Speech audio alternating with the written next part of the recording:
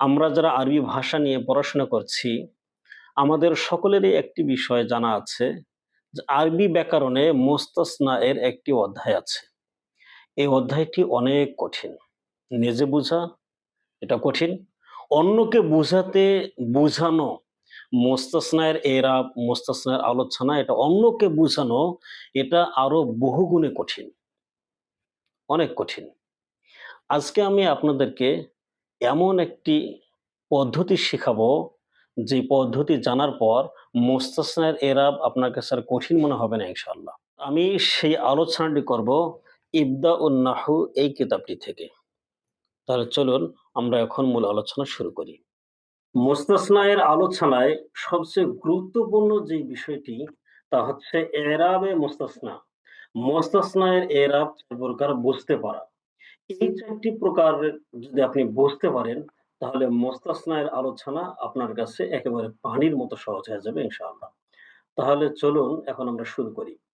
এরাবে মুস্তাসনা ৪ প্রকার: জর, নসব, নসব বদল বা হাসফ আমিল। এই ৪ টি প্রকার হচ্ছে মুস্তাসনা এর এরাব। এখন আসুন, এই এরাব গুলো আমরা কিভাবে বুঝবো? এই ৪ প্রকারের এরাব আমরা কিভাবে বুঝবো? আমি কেবল ওই বিষয়টি আপনাদের সামনে স্পষ্ট করব। আসেন, এরাবে মুস্তাসনা বোঝার জন্য ভূমিকা স্বরূপ কালিমাতে ইস্তেসনা জানতে হবে। কালিমাতে ইস্তেসনা ১১ টি।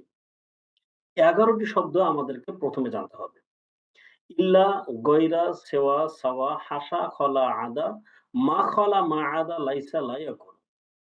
আমি এই ১১ টি শব্দকে ৩ ভাগে ভাগ করেছি। ১ নাম্বার ইল্লা, এই শব্দটি হরফ। এটা হলো ১ নাম্বার ভাগ। ২ নাম্বার গৈরা, সেওয়া, সাওয়া। এই ৩ টি হচ্ছে ইসিম। এটা হচ্ছে ২ নাম্বার ভাগ। আশা, খলা, আদা, মা খলা, মা আদা, লাইসা, লা ইয়াকুনু। এই ৭ টি শব্দ ক্রিয়া, ফেয়েল। এটা হচ্ছে ৩ নাম্বার ভাগ। তাহলে কালিমাতে ইস্তেসনা ১১ টিকে আমি ৩ ভাগে ভাগ করলাম। ১ নাম্বার ভাগে বললাম ইল্লা, এটি হরফ। ২ নাম্বার ভাগে বললাম গৈরা, সোয়া, সোয়া। এই ৩ টি শব্দ ইসিম। ৩ নাম্বার ভাগে বললাম হাসা, খলা, আদা, মা খালা, মা আদা, লাইসা, লা ইয়াকুনু।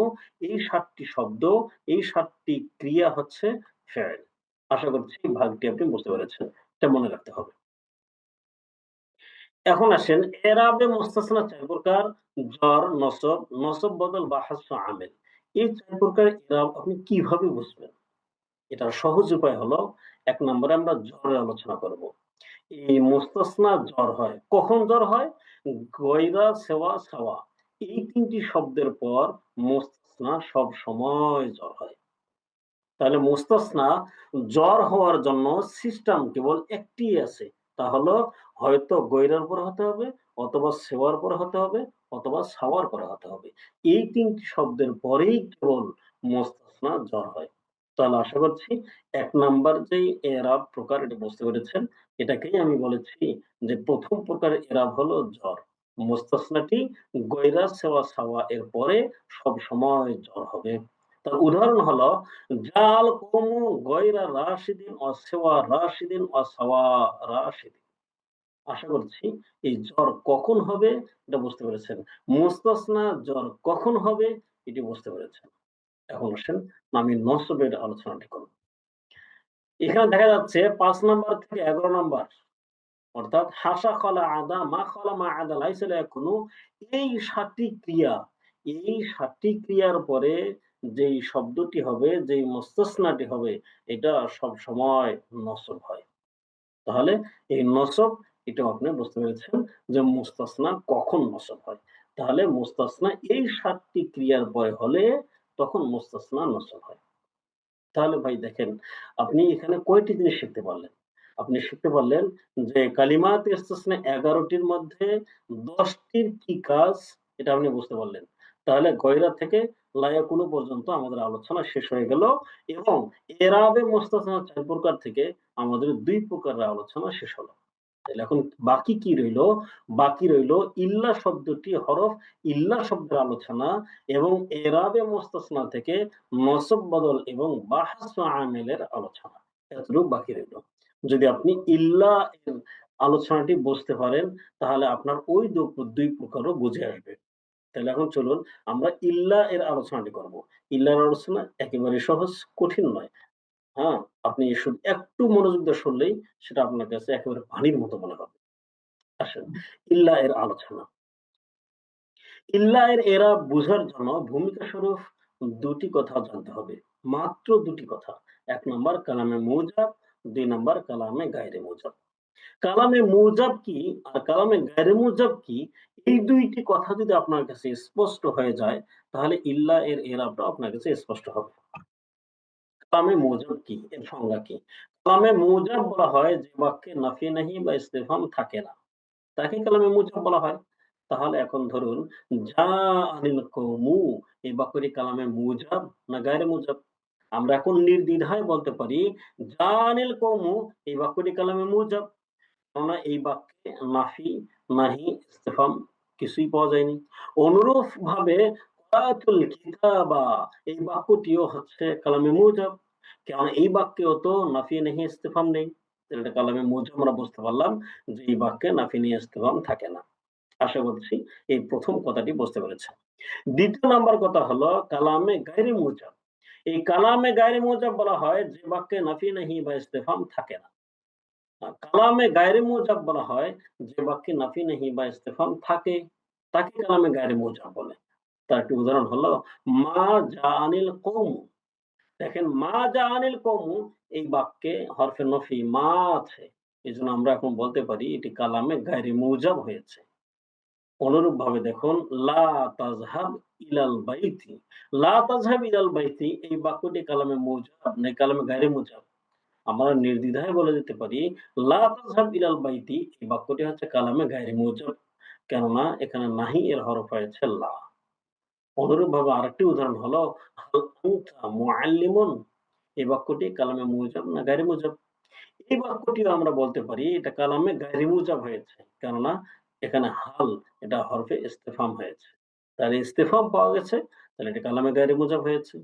আশা করছি আপনি এই ২ টি বিষয় বুঝতে পেরেছেন। কালামে মুজাব কাকে বলে আর কালামে গায়রে মুজাব কাকে বলে। এই বিষয়টি যেভাবে সহজে বুঝতে পেরেছেন, ইল্লা এর এরাবটাও আপনি ঠিক এভাবেই বুঝতে পারবেন। তাহলে চলুন ইল্লা ব্যবহারের ৩ সূরাত। ১ নাম্বার সূরাত হলো বাক্যটি কালামে মুজাব হয়ে মুস্তাসলিমের উল্লেখ থাকলে এই সূরাতে নসব হবে। এটা হলো ১ নাম্বার সূরাত। কি বললাম? বাক্যটি কালামে মুজাব হয়ে মুস্তাসলিমের উল্লেখ থাকলে এই সূরাতে নসব হবে। তার একটি উদাহরণ হলো আনিল কওমু ইল্লা সাইদান। এই বাক্যটি কালামে মুজাব না কালামে গায়রে মুজাব? আমরা নির্দ্বিধায় বলতে পারি এই বাক্যটি কালামে মুজাব হয়েছে, যেহেতু এখানে নাফি নাহি ইস্তেফহাম পাওয়া যায়নি। আর কালামে মুজাব যদি হয় তাহলে ইল্লার পরে নসব হবেই হবে। এটা হতে হবে।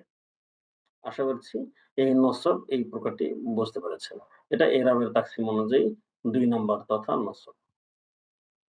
এখন আসুন, বাক্যটি কালামে গায়রে মুজাব হয়ে মুস্তাসনা মিনহু উল্লেখ থাকলে এই সূরাতে নসব বা বদল উভয়টি জায়েজ আছে। যদি কালামে গায়রে মুজাব হয়। দেখেন মা জানিল কওমু ইল্লা যাইদান যাইদুন, এই বাক্যটি কালামে মুজাব না গায়রে মুজাব? আমরা নির্দ্বিধায় বলতে পারি এই বাক্যটি কালামে গায়রে মুজাব হয়েছে। কিভাবে বোঝা গেল? যেহেতু বাক্যের শুরুতে মা হরফে এসেছে। এখন কালামে গায়রে মুজাব হলো এটা আমরা নিচ্ছি। এখানে মুস্তাসনিমের উল্লেখ আছে। আল কওমু এটা হলো মুস্তাসনা মিনহু। তাহলে ইল্লা এর পরে যাইদান নসব পড়া যাবে, আবার বদলও পড়া যাবে। বদল মানে মুস্তাসনা মিনহুর যে ইরাব মুস্তাসনাতেও সে ইরাব হবে। তাহলে আল কওমু এটা মুস্তাসনাতে যেহেতু রফা হয়েছে, যাইদুন এখানেও রফা হয়েছে। এখন আসেন ৩ নাম্বার সূরা কি? ৩ নাম্বার সূরা হলো বাক্যটি কালামে গায়রে মুজাব হয়ে মুস্তাসনা মিনহু উল্লেখ না থাকলে এই সূরাতে বাহস আমেল, অর্থাৎ আমেল অনুযায়ী ইরাব হবে। নাহু শাস্ত্রে এই সূরাটিকে মুস্তাসনা মুফাররাদ বলে। আশা করছি এটা বুঝতে পেরেছেন। তাহলে কালামে গায়রে মুজাব এবং মুস্তাসনা মিনহু উল্লেখ নেই। তাহলে এই সূরাতে বাহস আমেল, অর্থাৎ আমেল অনুযায়ী ইরাব হবে। আর আমরা এতদিন থেকে যে শুনে এসেছি মুস্তাসনা মুফাররাদ, এটাই হলো সেই সূরাত যে কালামে গায়রে মুজাব হয়ে মুস্তাসনা উল্লেখ নেই। এর মানেই হলো সেটা হলো মুস্তাসনায়ে মুফাররাদ হয়েছে। অর্থাৎ আমেল অনুযায়ী ইরাব হবে। তার উদাহরণ হলো মা জানি মা জানি ইল্লা যাইদুন। এখানে কালামটা কালামে গায়রে মুজাব হয়েছে এবং মুস্তাসনা মিনহু উল্লেখ নেই। এজন্য জাফেরের ফাইল হয়েছে যাইদুন। আর ইল্লা এটা জায়দা। অনুরূপভাবে মা রাআইতু ইল্লা যাইদান, এখানেও বাক্যটি কালামে গায়রে মুজাব হয়েছে এবং মুস্তাসনা উল্লেখ নেই। এইজন্য আমিল অনুযায়ী ইরাব হয়েছে। রাআইতু ফেল ফাইল, যাইদান মাফুল হয়েছে। এখানে ইল্লাটি হচ্ছে জায়দা। অনুরূপভাবে আরেকটি মিসাল হলো মা মারারতু ইল্লা বিযাইদিন, এখানেও বাক্যটি কালামে গায়রে মুজাব হয়েছে। মুস্তাসনা উল্লেখ নেই।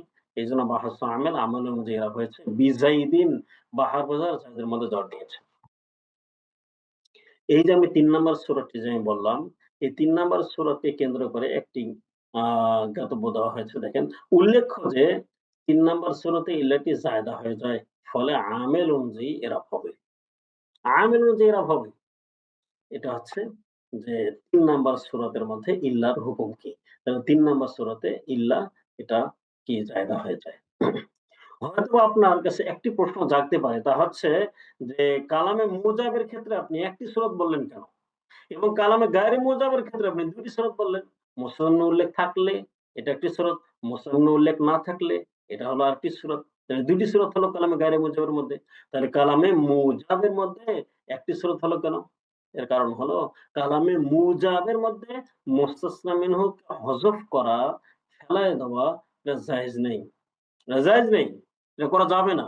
তাইলে কালামে মুজাব হলে মুস্তাসনা মিনহু উল্লেখ থাকা, এটা হলো ওয়াজিব থাকতে হবে এবং ইল্লার পরে সবসময় নসব হবে। আশা করছি আপনি এই সূরাটিও ভাই বুঝতে পেরেছেন যে ইল্লা মুস্তাসনা এর যে ৪ টি সূরাত আছে, জর কখন হবে, নসব কখন হবে, নসব বদল কখন হবে এটা বুঝতে পেরেছেন এবং বাহসু আমেল কখন হবে এটাও বুঝতে পেরেছেন। তাহলে নসব বদল কখন হবে? যখন বাক্যটি কালামে গায়রে মুজাব হবে এবং মুস্তাসনা উল্লেখ থাকবে। তখন নসবও হবে, বদলও হবে। আর বাক্যটি কালামে গায়রে মুজাব হয়ে মুস্তাসনা মানে উল্লেখ নেই, এই সূরাতের মধ্যে বাহসু আমেল হবে। এভাবেই আমি নাহর কঠিন বিষয়গুলোকে উপস্থাপন করেছি আমার ইবদাউন নাহু এই কেতাবটিতে। এখানের প্রতিটি বিষয়কে আমি আলোচনা করেছি ৫ টি পদ্ধতিতে। ১ নম্বরে আমি প্রতিটি বিষয়ের একটি পূর্ণাঙ্গ একটি ম্যাপ দেওয়ার চেষ্টা করেছি, যেটার সাহায্যে আপনি ক্লাসের গভীরে যেতে পারবেন। এরপর সাবলীল ভাষায় আলোচনা দেওয়া হয়েছে। এরপর সেটাকে মনে রাখার জন্য আমি চেনার উপায় দিয়েছি। এটাকে সহজে বুঝার জন্য, নিজের আয়ত্তে নিয়ে আসার জন্য মৌখিক ইজরা এর স্ট্রাকচার দিয়েছি এবং হৃদয়ে বদ্ধমূল করার জন্য এবং পরীক্ষাকে পানির মতো সহজ করার জন্য আমি নিয়ে এসেছি লিখিত ইজরা এর স্ট্রাকচার। এখানে দেওয়া আছে। আপনারা এই কিতাবটি সংগ্রহ করতে পারেন। ইনশাআল্লাহ নাহু শিখার পথকে আপনার অনেক সহজ করে দেবে আমার এই কিতাবটি। আসসালামু আলাইকুম ওয়া রাহমাতুল্লাহ।